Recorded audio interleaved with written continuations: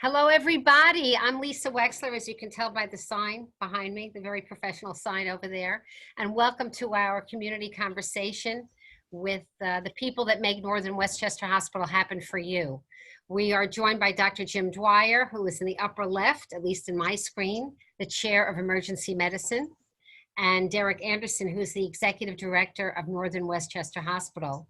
And thank you, gentlemen, for being with us today. We're going to have some fun. Thank you, Lisa. To the extent we can have fun. To the extent we can have fun. So we're on the air with you for about an hour, and I want to communicate to all those who are listening via Facebook Live or on Zoom that we are taking your questions and answers as we go. We may take a pause every 20 minutes or so and then restart again a little bit, just to make it easier when we transform this to podcast for people to download a certain amount of questions at one time. But we encourage you to go to the Q&A, to ask your questions on Facebook Live. They are being monitored by other than us so that the questions can be transmitted to us in real time. And we want to get to as many of them as we possibly can. So let's just begin. It's a couple of minutes after 4 o'clock. Mr. Anderson, Derek, if I can call you Derek. Of course. Yes, hi, Derek. Could you tell us a little bit, if you have them, the statistics right now at Northern Westchester Hospital as to how many COVID-19 patients you have? Absolutely, Lisa. So good afternoon, everyone. It's great to be with you again. We were here a couple of weeks ago, and things, although the numbers may not reflect it, things have changed quite dramatically in a good way. So when we were with you 2 weeks ago, we shared that we were hovering at approximately 70 to 75 patients in the hospital with COVID. Those numbers rose over the past 2 weeks up to a peak, let's call it, of around 90, 95 patients in the hospital at any one given time, COVID positive. And in the last 4 or 5 days, we really are seeing some kind of bright spots and that number start to come down. Although patients are staying in the hospital, what seems to be for a very long length of stay once they are admitted to the hospital, overall numbers, the number of COVID positive patients being admitted and those being discharged right now is at a negative rate or a negative trend, which is a really great news for us and our teams and our communities. So right now we are sitting at about 75 patients in the hospital right now, which is down from the last week. So you're at 75, you were at 95, and you're having more people leave than come in? Correct, yes. Oh, that's a good sign. Is that different than you originally expected, Derek? You know, I don't know if any of us really could have expected what we were planning to expect, but certainly it's good news to see that curve start to flatten. We'd like to think that this is the beginning of what could be the end. It's going to be a very long duration. We're not expecting this to go away anytime soon. A lot of patients, again, are pretty ill, and certainly from an ICU standpoint, our patients are continuing to get sick. Of those admitted to the hospital, our ICU is currently full. It's over capacity, and we expect that to stay for what could be weeks, if not longer. And so even though the overall trend might be starting to go down, we still are going to have a fair number of patients that once they are admitted, and remember, these are patients that require hospitalization. So these are some of the sickest of the sick patients. So Dr. Dwyer, let me ask you this. If I were to present with COVID-19, whether you had tested me positive or not, depending upon the delay of testing, what's the protocol now? What are you doing to treat me? Yeah, so initially, if you were tested positive as an outpatient, oftentimes the doctor that tested you would give us a call. So we'd be expecting you when you came in. But everyone, regardless, is when they come in the door, they are screened immediately with questions. Do you have a fever? Do you have a cough? Have you been exposed to anyone with COVID-19? And everyone, regardless of those answers, is actually given a mask, and that's patients. The limited amount of visitors that we are allowing, we'll get into that later. You know, all staff are wearing masks. So that's kind of the first thing is that we really try to reduce the amount of transmission of virus from staff to patient, patient to staff or visitors by limiting visitation and having everyone be masked. So on arrival, one of the other things you get is you get a set of basic vital signs, and you get your oxygen saturation checked. And that's very important. Okay. A lot of patients, of course, you know, as many of us know, COVID-19 affects the lungs. A lot of people go into respiratory failure. And one of the first signs of that is a declining oxygen saturation in the blood.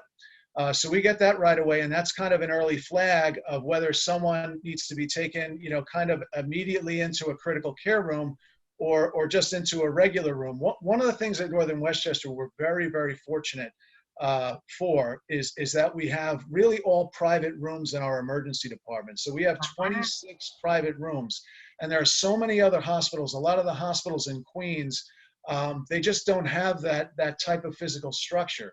So that's a huge advantage in terms of transmissibility of the virus. We're able to get people into private rooms and isolate them. And 4 of our rooms in the emergency department are actually negative pressure.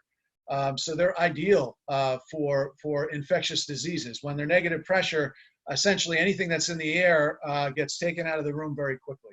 So let me ask you this. Michelle wants to know, what's the saturation level that requires intervention? What's the oxygen number that's scary to you? Yeah, so a normal oxygen saturation would be 97 to 100%. Okay. When you start getting into the 92 to 97%, you're talking a little lower than usual. Sometimes, you know, 95 to 97 can be normal for people, especially older people. Younger people, 95 is not really a normal oxygen saturation. However, when you get down to about 92%, that's when we think about adding supplemental oxygen. And I had seen last week, I don't know if you caught this, Dr. Dwyer, but there was a physician out of Maimonides Hospital who went to the New York Post and said that he was quitting his rotation, and maybe you saw this, in the ICU, because he needed to go back to ER because he felt that the ventilator settings, while well meant, were based on 20-year-old protocols, and they were too high, and they were stressing the lungs of too many patients with COVID-19. Yeah, so there's a lot of debate over ventilator settings, and what the appropriate approach to this particular illness is. What I can tell you is that initially, at the outset, the message that was across the critical care community was that we wanted to put people on ventilators early when they're showing signs of, say, an oxygen saturation in the mid-80s. Okay. And the thought was that we wanted to avoid emergent intubations. We wanted to do it in a controlled fashion when people were relatively stable, rather than wait until the last minute when maybe we couldn't get the tube in quick enough and we would lose people. That was the thought process initially. What we're finding with this illness is that people are tolerating lower oxygen saturations. And what we're finding is people stay on the ventilator so long that time on the ventilator, they have various complications as a result of that. One of which is simply that, you know, in order to have somebody on a ventilator, you have to knock them out, essentially, like they're going into surgery, and even paralyze them so they're not fighting against the ventilator. And when you do that, the muscles atrophy over time. People can be on a ventilator for 2 to 3 weeks with COVID. So when you get them off, especially an older person, they may not even have the muscle strength to breathe. So what we find is we try to take people off, and sometimes they fail. And then we have to put them on again and then try to get them off again. And sometimes that can be a very difficult process. Interesting. So in other words, the lung, it's like when you have a crutch or something. It atrophies the thing that you're trying to help. That's a very good analogy, Lisa. Very good analogy. Yeah. Wow. Okay. The high pressures of this, you know, one of the things that gentleman, as a physician, I think that you were mentioning, was probably referring to is the degree of pressure that some of these patients require to keep their little air pockets in their lung open, the alveoli. And sometimes that pressure can be very high, and there's a thought that high pressure may actually be detrimental. And that's what he was saying. That's what he's saying. And I think there's a balance between, you know, you have to oxygenate the body, you have to open up those alveoli, but yet that pressure, that higher pressure, can have a detrimental effect on the lungs over time. And that's perhaps, you know, what some people are attributing maybe some of the high mortality to for people who go on the ventilators. So we're chatting with Derek Anderson, who is the Executive Director at Northern Westchester Hospital, and also Dr. Jim Dwyer, who's the Chair of Emergency Medicine there. We encourage you, hello, thank you for joining us. We encourage you to keep your questions. We're going to keep trying to Zoom through them as well as we can, both on Zoom and on Facebook Live. Derek, we know that, and I want to mention this a few times today, NWHC.net is the shortcut to get to the Northern Westchester Hospital site. NWHC.net. Peter wants to know, what can we do in the community to help your staff? We would like to donate to the COVID fund. You can talk about that. But beyond that as well, Peter wants to know, Parker wants to know, pardon me, what else can we do? Yeah, great. Thanks, Lisa. And thank you to Peter. A lot of what our community has been doing, frankly, is helping, and that is providing support to our caregivers. Everything from all of the handwritten notes and pictures, and our local elementary schools sending in drawings for our staff, all of that boosts morale that ultimately is helping our teams get through what is a pretty difficult time. In addition to that, you know, a lot of the community has rallied around, and we thank a lot of local families and restaurants that have been providing food. Food is always a source of comfort for anyone. And that's one less thing that our team has to worry about. And so that's been something they can do. So in addition to the fund, as you mentioned, that's on the website, and we welcome any donations, small or large, as we look to sort through the complexities of equipment and extra supplies and staffing and the PPE, all the PPE we keep. I never even knew what a PPE was before this. Yeah. PPE is now a common term, personal now protective a common term. Everybody knows. So, you know, we're certainly blessed to be a part of such a large network like Northwell, but keep in mind, we're still a community hospital, and we live off of kind of community hospital-based resources. And so anything that people can think of that would provide moral or social support to our teams is welcome. But of course, if somebody so desires, there's a way for them to donate financially. And that's COVID-19 Emergency Response Fund, where the funds that go there will specifically be designated for the COVID-19 response at Northern Westchester Hospital. That's correct. And just to clarify, 100%, every single dollar will go towards equipment, supplies, and helping our teams make sure that they have what they have. Our journey of recovery is potentially going to be long as this continues to persist in the community. So every dollar for us matters. One question for you, Dr. Dwyer. What kind of therapeutic agents? I know you talked about the protocols of masking and taking people's oxygenation, but people want to know, are you using the combination of the hydroquinone, whatever that is? Hydroxychloroquine. There it is. And the malaria things, or are you using something else? Are you using plasma now? Tell us about the therapeutic treatments now that you have experience with the disease. What are you using? Yeah, so we are using hydroxychloroquine. The CDC came out recently and said that they're neither recommending it or they're not saying not to use it. They're leaving it essentially up to the doctor and the patient. And there's good reason for that, because the data is very scarce in terms of whether or not it's actually effective. We do have a good theory behind it in terms of it, potentially blocking entry of the virus into the cell and blocking the propagation of the virus early on.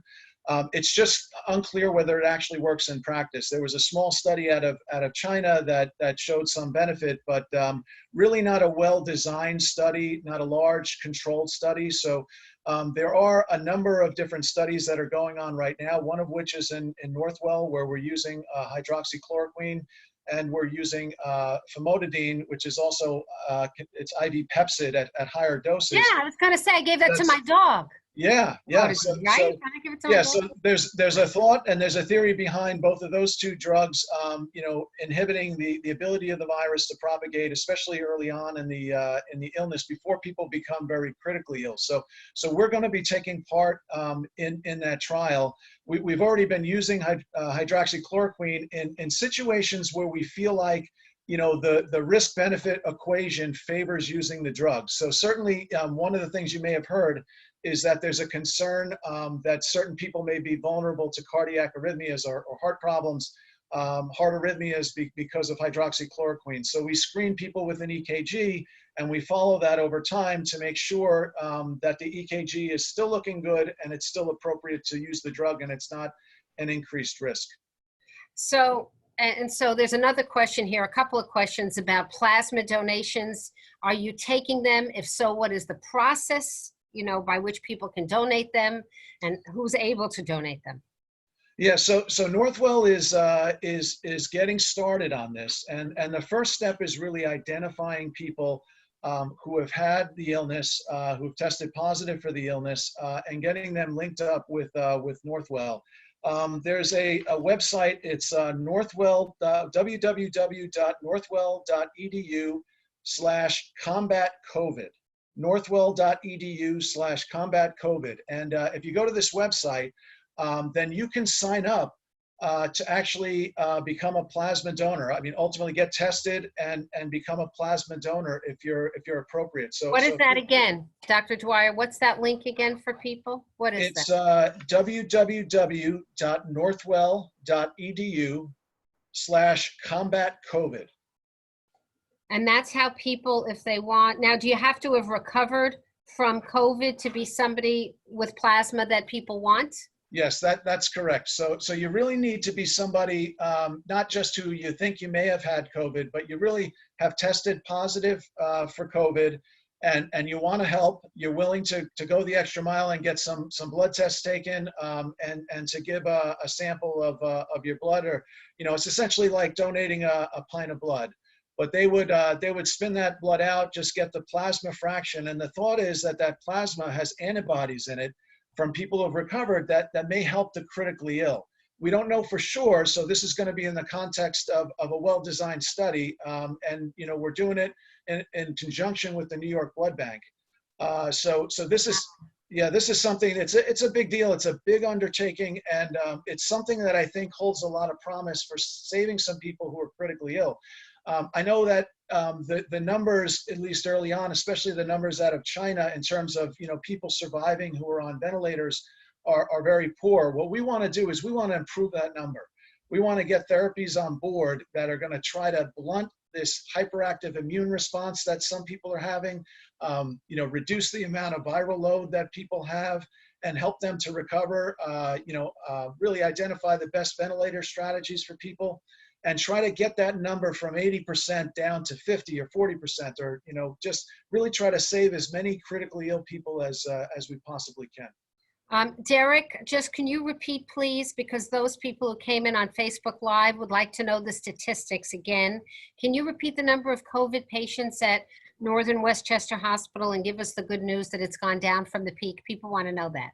Yes, absolutely, Lisa. So just to reiterate, we currently have about 75 COVID positive patients at Northern Westchester as of this afternoon. That number was up to about 95 a week ago, and about 75 2 weeks ago. So we seem to have kind of reached what appears to be the early stages of, let's call it the peak. And we're now kind of in this very flat mode where things are kind of going up and down. Every day that number of 75 changes up and down and a few, but we are starting to see what we think is the beginning of the end, at least for hospitalizations around COVID. Okay, I'm going to just, everybody stay with me. I'm going to pause my own computer for 2 seconds, and now I'm going to resume. That was pretty fast, right?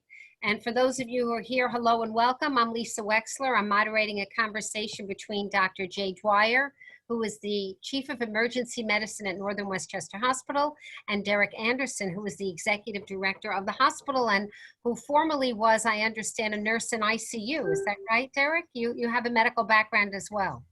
Actually, it was in surgical services. I was an OR tech by training. Okay, very nice. All right, so I'm going to switch a little bit from somebody who is terrified because she's about to give birth in 3 weeks, Dr. Dwyer, and I've been thinking about these women as well. In fact, we have 2 pregnant ladies on the street where I live, and they walk up and down, and they walk up and down with big smiles. And putting myself in their shoes, I don't blame the questioner who is saying anonymously, she's a little terrified of going to the hospital right now.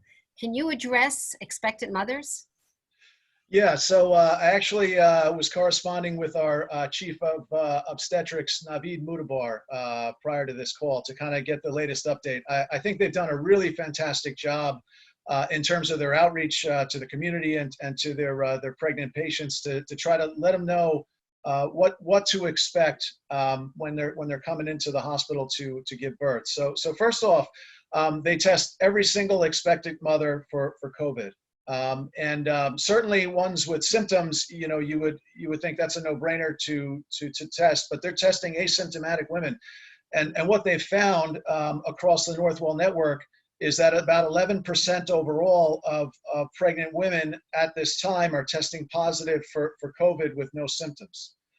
So at Northern Westchester Hospital, we're actually lower than that. We're about 4% of women are testing positive. So that just helps us knowing that prior to when they give birth, that we can take exceptional precautions for them in terms of what they will need and just trying to prevent infection when they come into the hospital. But for the vast majority of women, they're not infected with COVID. They test negative.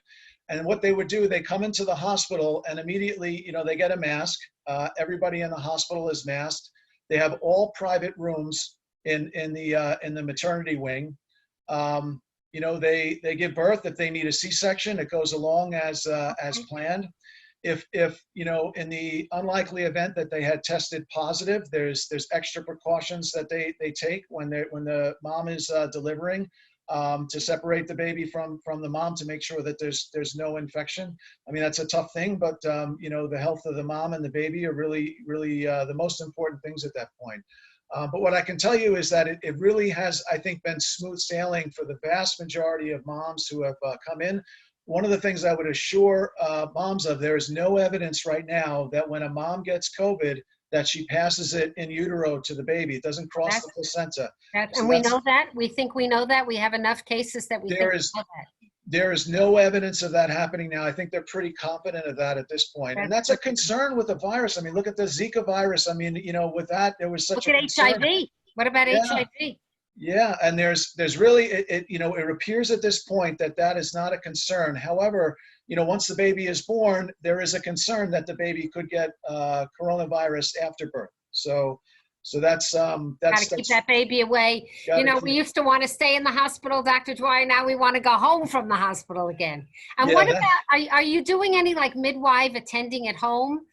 Are you encouraging that for women now? Or are you still telling them to come into the hospital? It's really the same in terms of whatever your preference was beforehand, then continue on with your preference. We're not like encouraging women to stay out of the hospital because frankly, I think we're doing such a great job at isolating everybody when they come into the hospital. Again, it's all private rooms. When you come into Northern Westchester, we have anesthesiologists if you run into trouble. The surgeons are outstanding if a woman needs a C-section. So I think you're in really, really good hands coming to Northern Westchester. They really did an outstanding job. And speaking of that, I was going to let you, Derek, let me ask you the question. Steve wants to know, God forbid one of us becomes infected, how do we make sure we're admitted to Northern Westchester and not another facility, especially if we're brought in by EMS? Do we have any say over where we go? Yeah, when it comes to EMS, we rely on our partners with EMS to take you based on your clinical symptoms. If it's urgent or emergent, they will take you to the closest hospital next to your home. Easiest way to come here, if it's something you or the patient would consider non-life threatening, best ways to just make sure you ask or take yourself to Northern Westchester Hospital ER. And you think they'll respect that? Who knows? Dr. Dwyer, do you want to comment on that? So what I can tell you is Derek is absolutely right. If there's an emergent situation, they're going to take you to the closest hospital. If they feel like you're stable, there is some ability for a patient to request particular hospital. Okay. And you know, the EMTs and the medics in this region, they will try to accommodate the patient to the degree possible. Each circumstance is going to be a little unique, so I could not issue a blanket statement saying you can pick whatever hospital you want.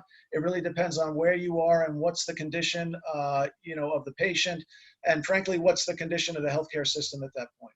Okay. Lisa, Yeah. Go ahead, Derek. if I may, going Sure. back to the question around our OB services and Sure. expectant mothers, if you'll allow me, I have a photo from our L&D team that I'm going to share on the screen. Just give me a moment. This picture was taken this morning. And so I'm hoping our viewers or those listening in can see this. If you're connected on the Zoom or via Facebook, you should be able to see this photo. This is this morning. This is our labor and delivery team. And so Beautiful. you can see they're ready to receive any mother, COVID or not COVID. We have the proper equipment and PPE, our doctors, et cetera, really are having a great experience despite what's happening around us in the environment. So Can I just say that I see it's all women, fabulous women, just saying.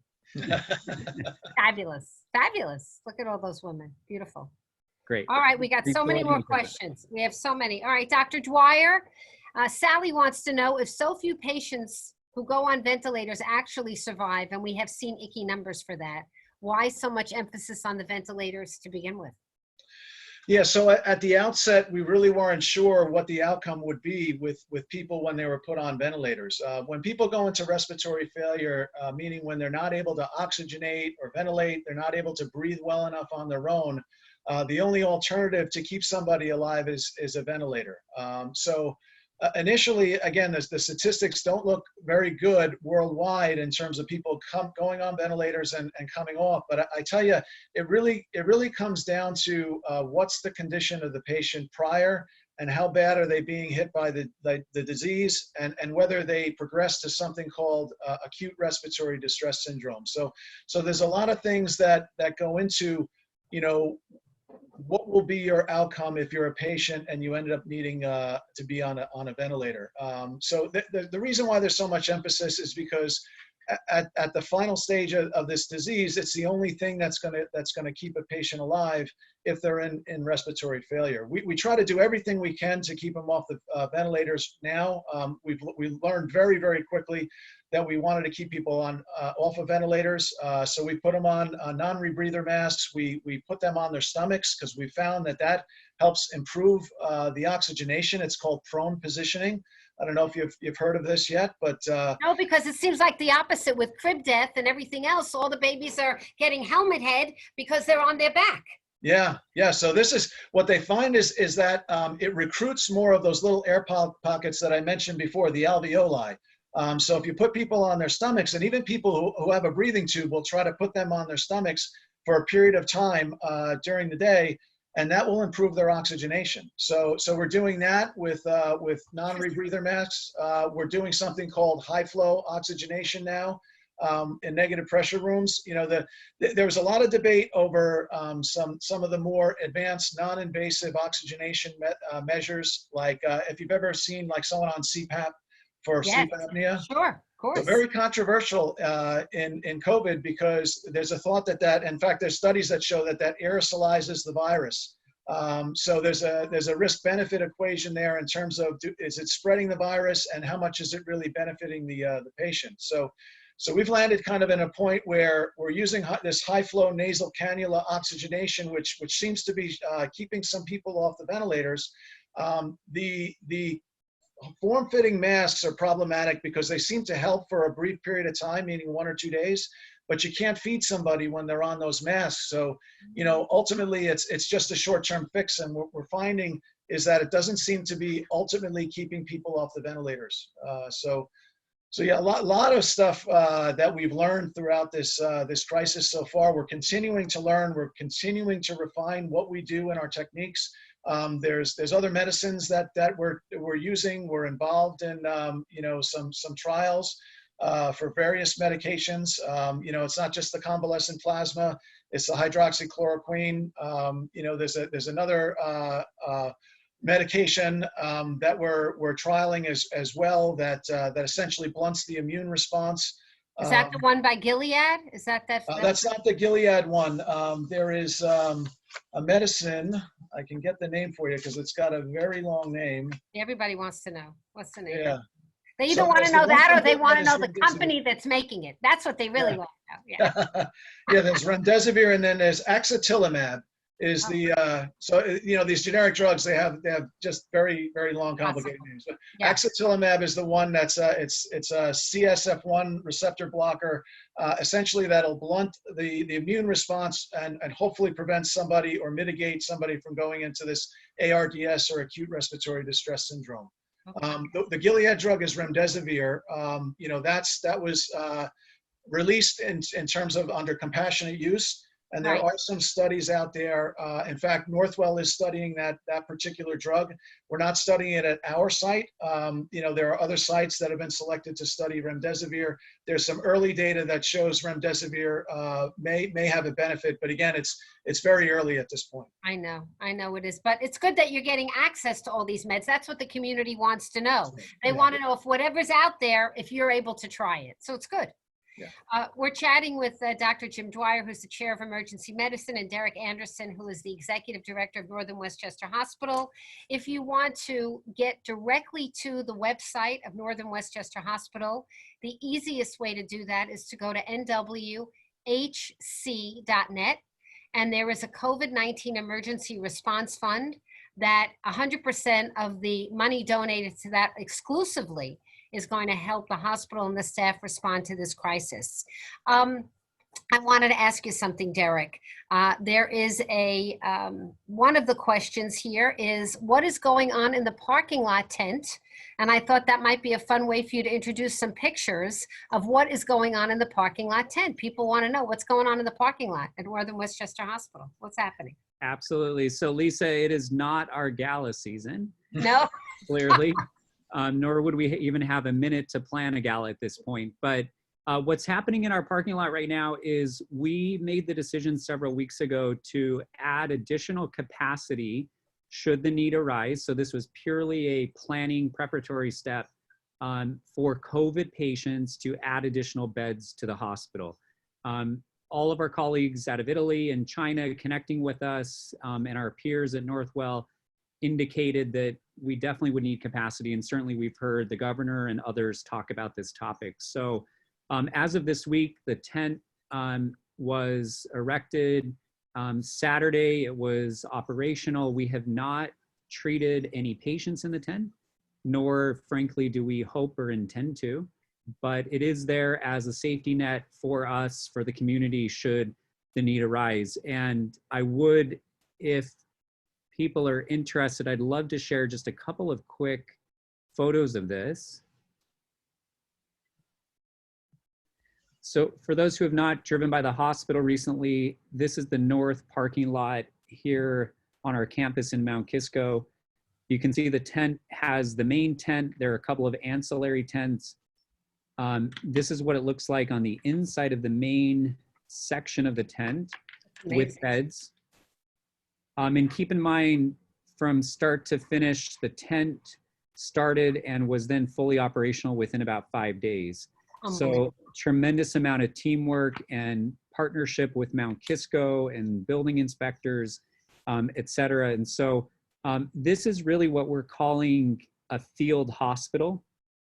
You effectively have all the same staffing and physician coverage and access to supplies and medications. Anything that you would have within the main hospital is now accessible in this field hospital. This is the entry point for a lot of the staff. It's kind of the team coordination, reviewing of medical records, things of that nature, a supply room.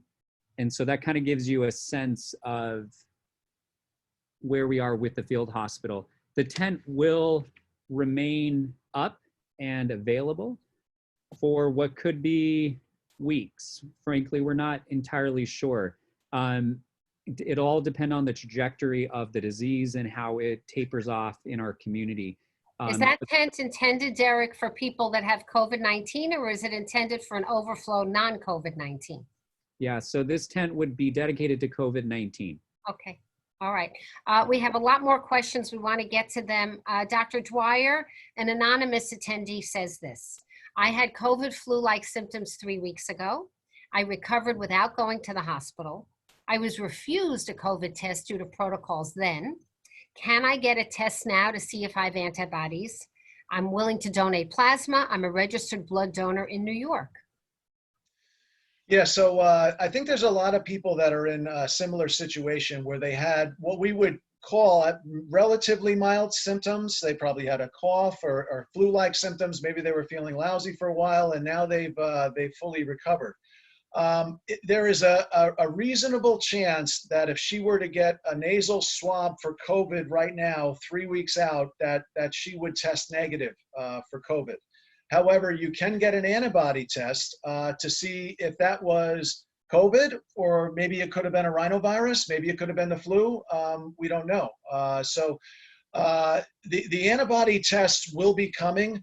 I know that in Northwell, they're just getting up and running on this, and the first plan is to test employees who have already tested positive with the illness, and then validate the antibody test using that population.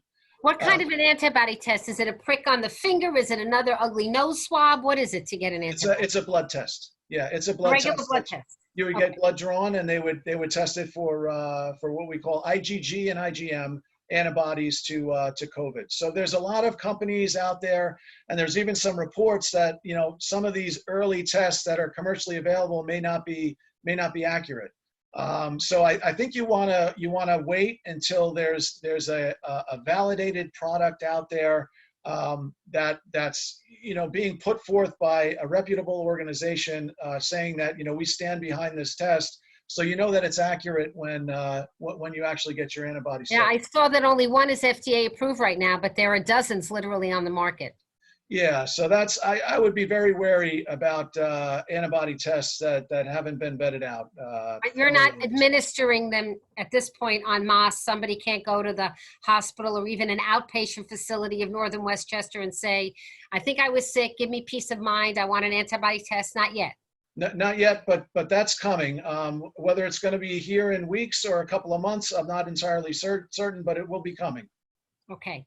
And along those lines, here's another question by Vivian. With so much emphasis on testing, once someone is told they are negative and they are out and about, what's to say they don't become unknowingly positive again and infect others? Can you foresee that we will see the light of day when the vaccine has been developed? There's a bunch of different questions about the light of day. What do you think about the light of day? Yeah. Well, I think so. The first question seemed to be, touching upon perhaps the accuracy of the testing. If you get a nasal swab, what are the chances, if you have COVID and you get a nasal swab, what are the chances it's actually going to pick up the disease? So it's been reported that the false negative rate could be as high as 30%. So what we do is when we get a negative, especially in somebody that we feel has all the characteristics of the disease, we won't just accept that negative on face value, we'll retest them. And what we've seen sometimes is we retest people and the second test will be positive. Maybe there wasn't a good sample, there was something that went on in processing, but the test isn't 100% sensitive. So that's one thing. I think that, in terms of the light of day, what will happen is, we've plateaued right now. You're going to see further improvement over the next couple of months, assuming that we keep the isolation and the social distancing going. People who are sick are staying home. But once we reopen society, you'll see things start to bubble up again. And what we're hoping does not happen is a major resurgence of the illness. But I think you'll see the virus hanging around probably until we get a vaccine sometime next year. I think that so many organizations are working on a vaccine that I think we'll probably, as a world, be successful in having a vaccine sometime next year. But that's not guaranteed. It's a very complicated subject, and there's a lot of things that can get away in the way of a successful vaccine. And related to that, Derek, Sawmill River Audubon says, very glad to hear the numbers are flattening. But with respect to this fall resurgence and the possibility, will your hospital be ramped up for more widespread testing, including those without symptoms? So what is the philosophy of Northern Westchester Hospital in terms of testing the whole community at some point? What are you going to be gearing up to do? Yeah, it's pretty clear that even as the last 3 weeks have developed, testing has become pretty widely available. We've now, as of our last community update, we're providing on-site lab processing for testing. And so most of the patients coming in, admitted to the hospital, mothers who are expectant that are arriving for delivery, and a number of other scenarios are being tested, and that test is then being done on site at the hospital. That openness of testing and availability, and marrying that with, let's say, Northwell, who can do up to 3,000 or 4,000 tests per day, as capacity continues to add, not just here at Northern, but at other hospitals, other laboratories in the region, testing will almost become as common or as frequent as potentially even flu testing, which at this point, flu you could get done in your own primary care office or with your primary care provider. So it's likely that that trend is going to continue. And so our hope is by the fall that testing is very routine and very widely available. And of course, that would be at the provider's discretion and as they discuss that with their patients. So. Okay. I just want to thank all of you who are joining us. We're going to keep going. Just to let you know, we're going to keep going until 5 o'clock, but this is the first, actually the second, but the first one that I'm moderating in a continuing series where the doctors and the staff at Northern Westchester Hospital are reaching out to the community. And we thank you for participating. You can keep the questions coming at Facebook Live and on Zoom, and we're going to continue with some of them. Dr. Dwyer, do we know how long antibodies, if we have them, remain in our system?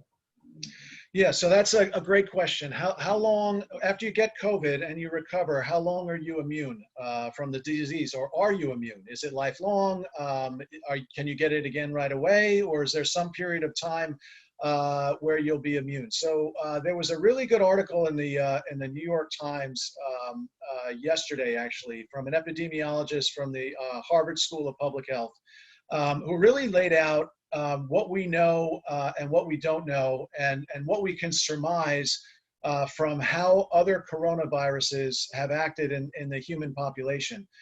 So you may remember that there was a crisis of a coronavirus that was not as significant.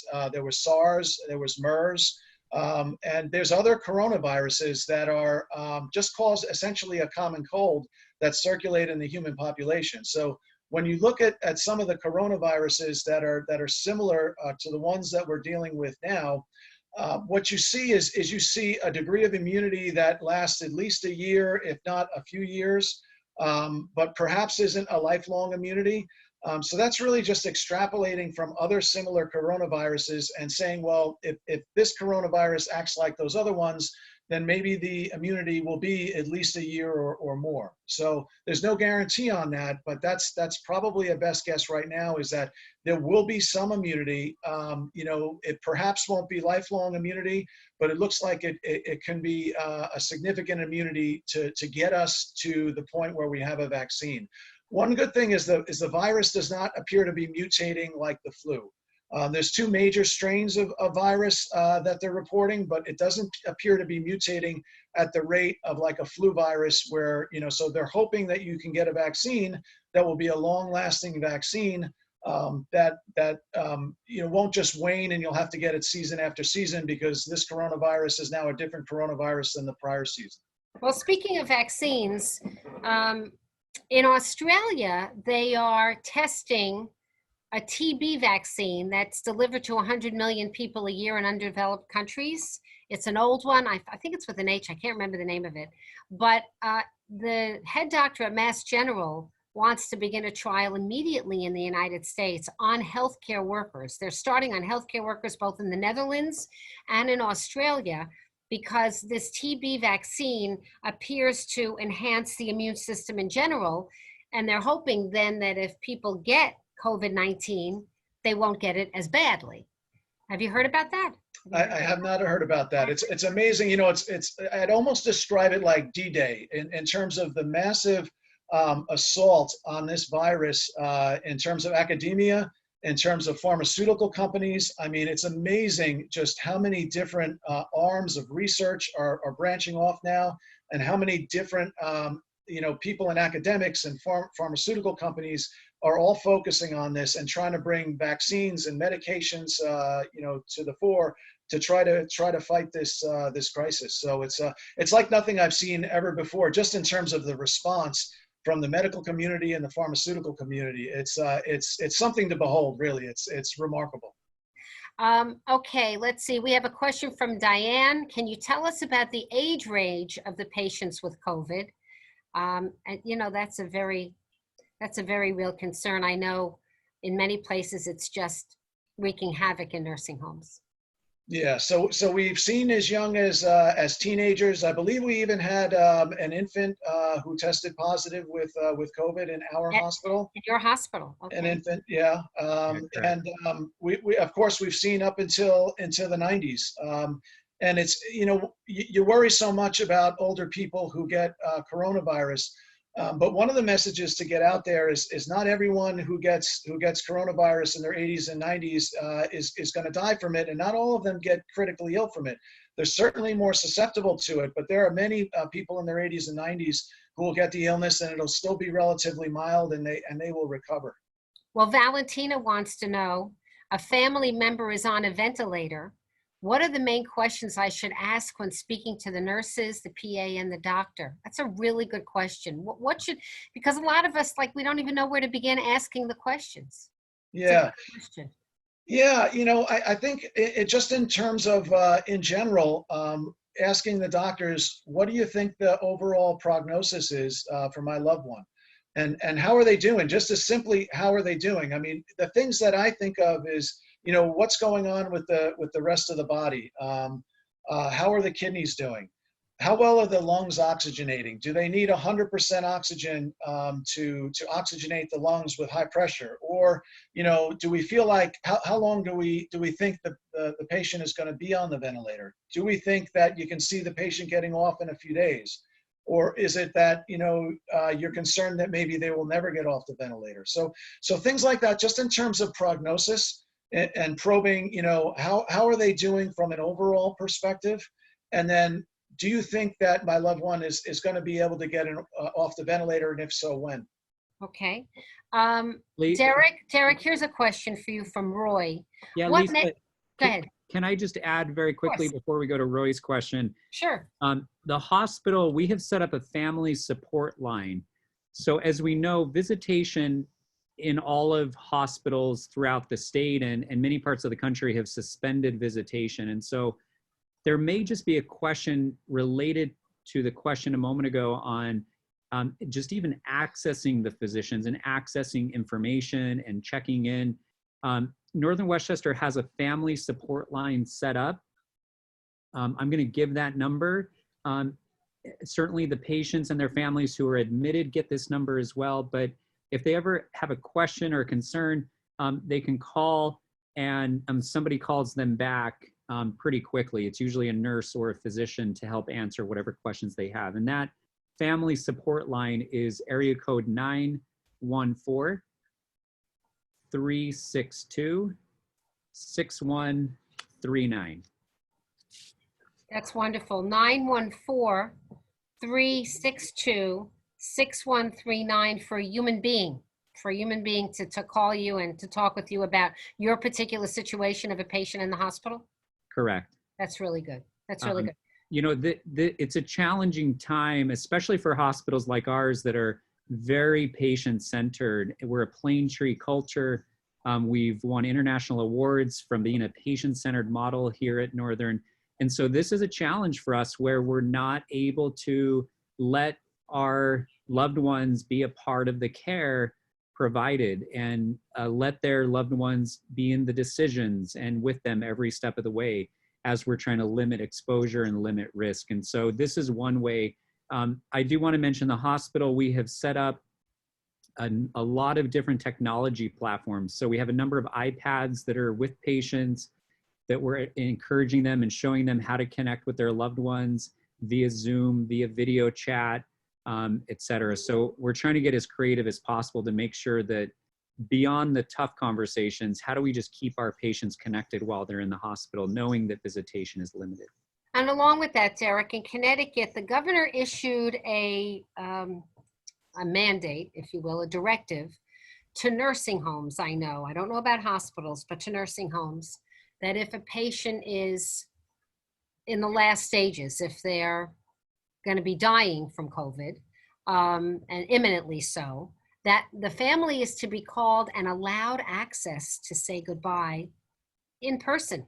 Yeah, and Are you doing stuff like that at Northern Westchester Hospital? Absolutely. So those end of life situations are one of the exceptions to the rule, of course. Okay. And then beyond that, those who are coming in, expectant mothers, they're allowed to bring with them a significant other or a spouse or a partner during the entire laboring process as well as postpartum. Thank So, God, 'cause it's so frightening otherwise. yeah, between that end of life situations, and then of course we still have pediatric patients that are requiring even non-COVID pediatric patients. So it'll be important to have their parents with us as well. So those are the three exceptions. Otherwise, visitation is pretty limited. Yeah. Dr. Dwyer, one of the questions here is a woman who says that she heard that one of the side effects along with COVID-19 is the developing of an embolism in the lung. Is that a common thing happening, or an uncommon thing that you've seen happen with COVID-19? Yeah, so what we're finding with COVID-19 is it's creating what we call a hypercoagulable state, or it's predisposing people to develop blood clots in various places. So, this could be in the lungs, a pulmonary embolism, like our questioner is mentioning, but it also can be microscopic thrombi in the kidney that cause you to go into kidney failure or a stroke or a heart attack. So. A lot of the people that we have in the ICU, of course, are on ventilators. And because they're on ventilators, it can be very difficult to pick up if they actually have a stroke or even another thrombosis until it's very severe. So one of the things that we're looking at is we're anticoagulating a certain proportion of people, meaning that we're using blood thinners on them. And one of the things that we're looking at is what are the criteria? When is the best time to put somebody on blood thinners when they have COVID-19? And there's a lot of different thoughts about that right now. It's one of these things that we're learning about how best to treat this illness is, how much of these anticoagulant medicines do we give? When do we give them? And under what circumstances? Okay. And maybe this is a question for you, Derek. How are you helping staff get through the anxiety that comes with all of this? And are they experiencing that, or is it just our anxiety that we're projecting, that we assume that healthcare workers, in other words, are they better trained for this? Because I spoke to an emergency care doctor yesterday on the radio, and she said, it's what I signed up to do. So maybe our own anxiety is assuming that you're very anxious. Yeah, I think it's a little bit of both, but healthcare workers are incredibly resilient. You think about just the rigors of the training that they need to go through in and of itself speaks to their resiliency. And no doubt that we're seeing some of the best of humanity in our teams on the front lines who are going 12-hour shifts, 14-hour shifts, and then coming right back the next day and doing it again. Not just for a couple of days. We've had situations we all know through Hurricane Sandy and other types of situations that have been fairly short in duration. The uniqueness of this is it has been going on for several weeks. And so it has been trying for all of the teams. But what are we doing to help alleviate that stress? So there's a number of things. There's a lot of communication coming out. So, information or the lack thereof creates fear. A lot of what we're trying to do is keep them as informed as possible every day, maybe even more than they want to hear from us. Sometimes we're updating them on everything that's going on so that they feel the same pulse and the same level of information that we have. And so that level of transparency, frankly, helps people understand where we are and what they need to do as part of that larger team. Second, I would say is we have a lot going on. I mentioned it earlier. The community has been tremendous supporters with food and with morale boosters like pictures and things. I know we're running short on time, but I'm going to share my screen one more time and show you just a couple of these photos. That is helping alleviate people's stress. This one came in from Todd Elementary School. If you look at our team entrance, this is where our teams arrive. It's covered. The walls are covered in images and drawings of kids and community members. A couple of nights ago, I think it was Wednesday of last week, our local EMS community came together, and for an hour over shift change from 6:30 to 7:30, we had 6 or 7 local fire department and EMS departments that came and rallied around and just showed incredible moral support. And so all of those things, you kind of accumulate that with a lot of, let's say them less significant things that we're doing around sending around. We have a protocol in the hospital called Code Lavender.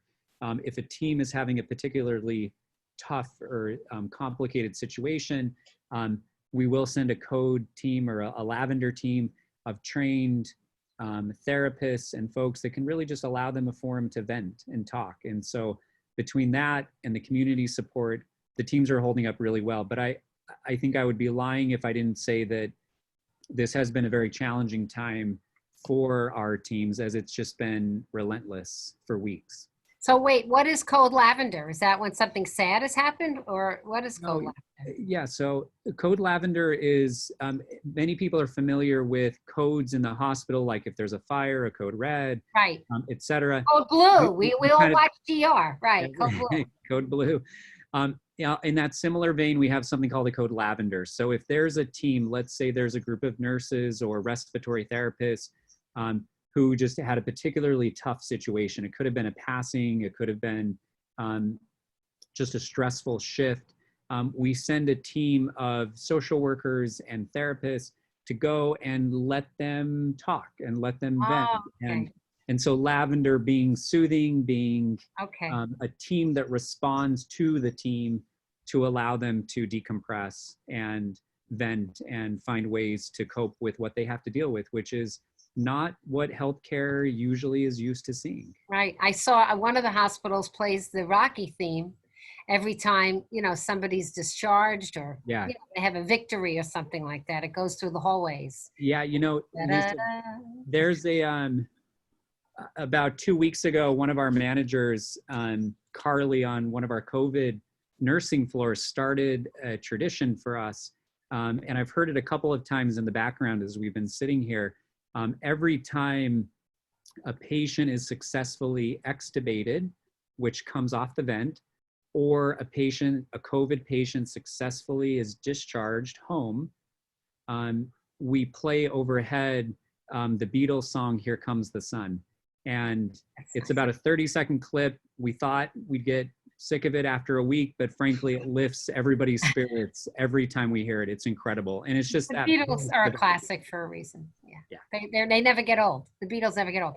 All right, we're coming up on 5. I'm going to ask one more very practical question, but I want to thank those of you who are joining us today. And we're going to be doing this again relatively soon, so you can hold your questions. They will get answered.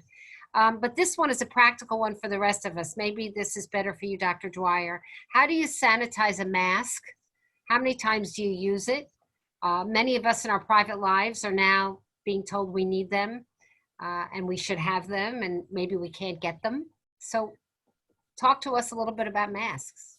Yeah, so the CDC recommended simple cloth masks for the general public maybe a couple of weeks ago, I think. So if you have a simple cloth mask that you are wearing, so that's a surgical mask.